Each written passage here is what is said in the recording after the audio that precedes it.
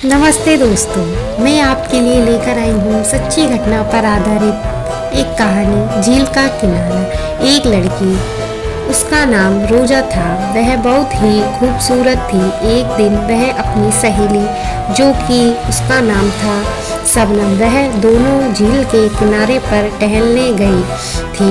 रोजा, जो कि बहुत ही खूबसूरत थी, उसे अपने बाल खुले हुए रखने थे और वह उसकी सहेली दोनों ही किनारे पर बैठी थी। अचानक ही रोजा की ऐसा लगा कि जैसे किसी ने उसके बालों को छुआ हो महसूस कर वह बहुत ज़्यादा डर जाती है। फिर अचानक ही वो बहुत जोरों की हवा चलने लगती है, मानो जैसे कि कुछ बुरा होने वाला था। वह देखकर रोजा शबनम से, जो कि उसकी सहेली थी, चलो घर चलते हैं। शबनम, क्या हुआ?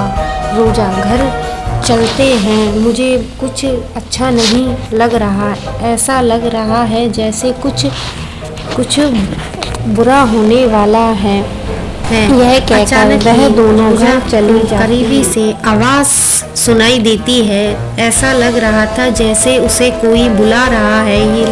यह सुनकर वह घबरा जाती है और वह बहुत तेजी से चलने लगती है। अचानक ही उसे कुछ दिखाई देता है और वह यह सोचती है कि इतनी रात गए कौन हो सकता है, और वह दोनों अपने घर पहुंच जाती है।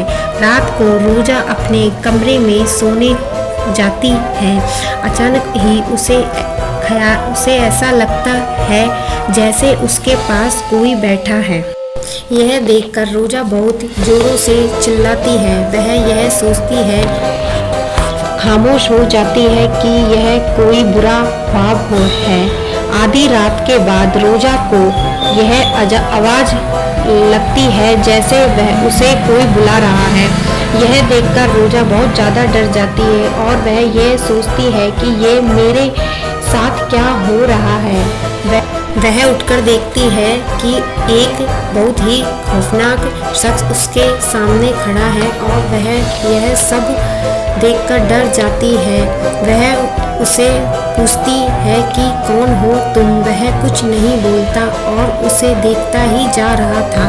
बस देखकर रोजा यह सोचती है कि ये कौन है जो मेरे पीछे पड़ा है। अचानक ही एक दिन रोजा की तबीयत बहुत ही खराब हो जाती है।